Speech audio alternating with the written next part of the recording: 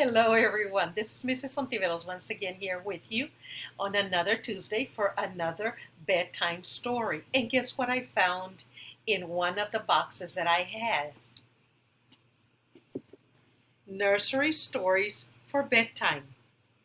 And in this book, put together by Graham Percy, we have a list of stories that he put together in this particular book. And one of those stories I will read to you tonight. These are some of the stories that he put together in this book, which I am certain that most of you are familiar with. Like, for example, number 1, right here up at the top, it says, The Three Little Pigs, The Porridge Pot, Henry Penny, The Gingerbread Man, The Hare and the Tortoise, The King and the Moon, The Turnip, The Country Mouse and the Town Mouse, Goldilocks and the Three Bears, Mr. Fox a Bag, The Musicians of Bremen, The Ugly Duckling, and the last one, How the Night Sky Became Brighter. The one I've chosen, boys and girls, to read to you is The Musicians of Bremen, and it is on page 74 of this table of contents. I hope you enjoy it, and once again, I want to thank you for coming tonight and turning on your cam for the 7 o'clock bedtime story. So here we go.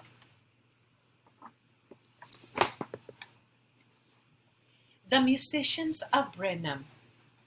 There was once a donkey who worked hard all day.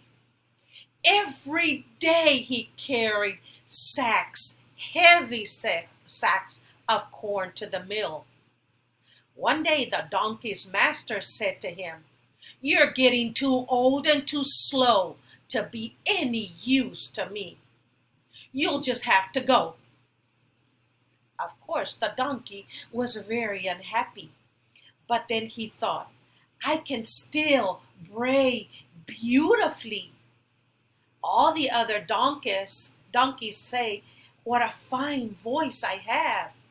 I shall go to Bremen and sing with the town band.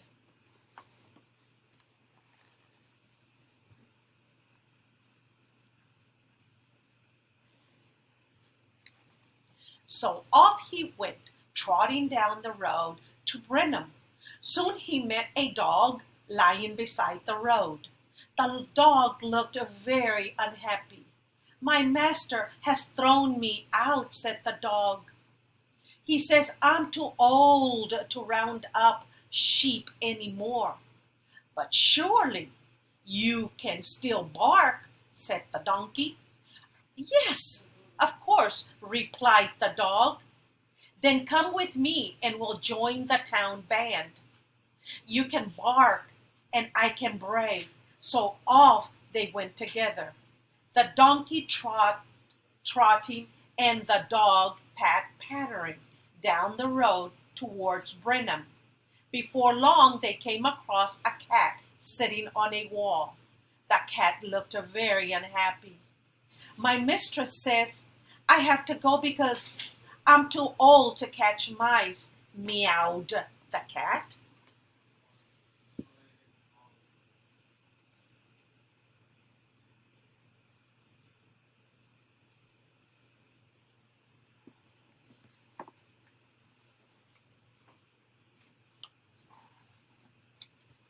"Why not come with me to Bremen?" said the donkey. "We're going to join a band there. I can bray, the dog can bark, and you can meow." "I'd like that," said the cat. So off they went together. The donkey trotting, the dog pattering, and the cat patting down the road towards Bremen. They had not gone far when they came to a rooster sitting on a gate post. He was crowing very loudly, but not looking all happy. "What's the matter?" asked the donkey. "The farmer's wife says I'm too old to be useful anymore," said the rooster. "So I'm making as much noise as I possibly can before she puts me into the cooking pot." "Well, why not come with us to Brenham?"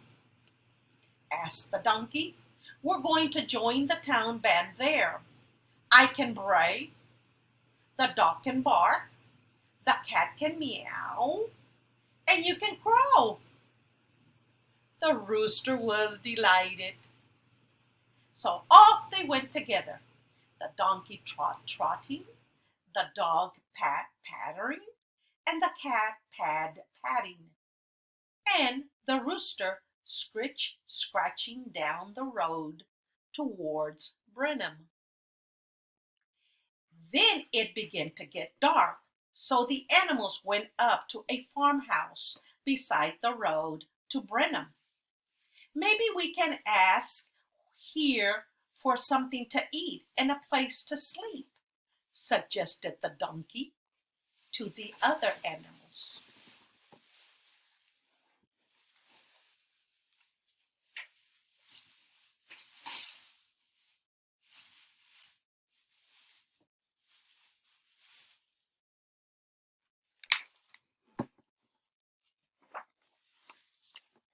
He looked through the kitchen window, and what do you think he saw? A bunch of wild-looking robbers. They were devouring a feast of food at the kitchen table. Now, the donkey and his friends were very hungry. How could they trick these wild-looking robbers? What do you think they did? The donkey had a plan. He put his hoofs up on the windowsill, and the dog scrambled up on his back. Then the cat climbed onto the dog's shoulders, and the rooster perched on the cat's head. Together, they all started to sing at the top of their voices.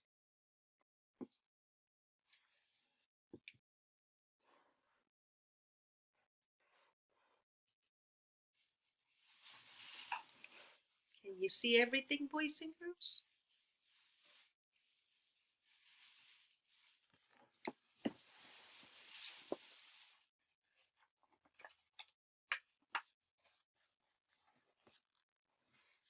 The robbers were terrified at the braying and barking and meowing and crowing.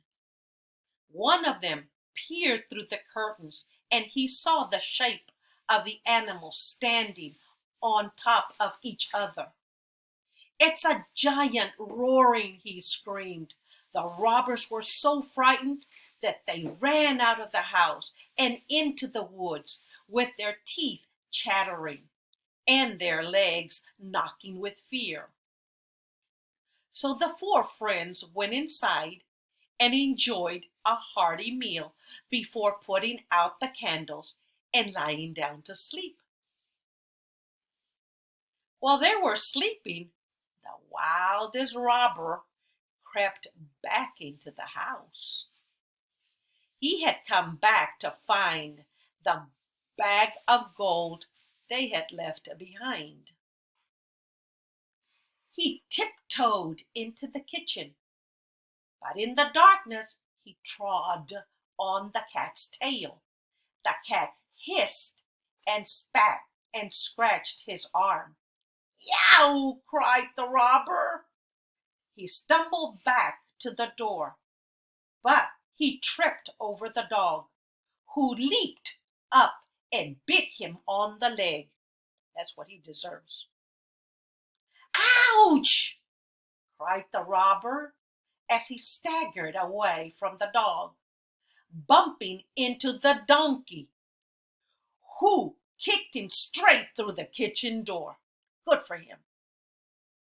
As he landed, the rooster flapped his wings on his face and screeched in his ears. must have really hurt. Ugh. That was enough for the wildest robber. He rushed off into the woods to tell the others.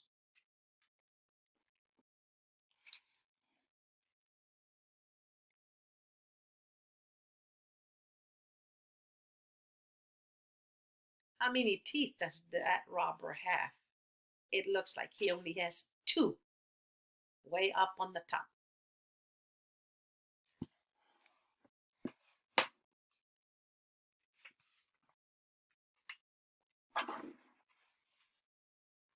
In the kitchen, there was a snake that hissed, and a wolf that bit me, and a giant that threw me outside where a hobgoblin flew in my face. The robbers ran off and were never seen again. Meanwhile, the donkey, the dog, the cat, and the rooster had become such good friends that they decided to live together in the farmhouse. And so it was that they never did go and sing with the Brenham Town Band. They just stayed there, boys and girls. Look at that. And as you can see, the next story would have been The Ugly Duckling. Did you like that story? I loved it. And once again, if you have an opportunity, there's a bookstore not too far from my house. It's called Barnes and Noble, and this book is there. Just ask for it by title. Don't forget the author's name at the bottom, the gentleman that put it together, Graham Percy, and you'll find every single nursery story for you to read. Or, better yet, please let Miss Garza know, and perhaps she can get us this wonderful book, and you can take it home, read it to your brothers and sisters, or to yourself, your parents, your grandparents, so that they too can enjoy these beautiful stories. I hope you enjoyed it, boys and girls. I want to thank you from the bottom of my heart for joining us again today on this Tuesday. And next Tuesday, boys and girls, I have something special for the upper grade levels. I have a book, a very interesting nonfiction book that is about this very, very important man. I think some of you may know him, so we will see him next week. See if you can read the title. It reads, Who was Albert Einstein? Doesn't he have a very nice hairdo? He was known for that also, but he was known for a lot of other things. He was a brilliant man. And I'm going to read to you a little bit about this man, a little bit about each chapter, so that you can have an idea of what this paperback book is about. Once again, also, this book can be found in a bookstore or perhaps in Miss Garza's library. Okay, boys and girls, this is it, and we will see you next Tuesday. And remember this gentleman's name, Albert Einstein. Okay? Thank you so much, and thank you for joining us once again. Bye.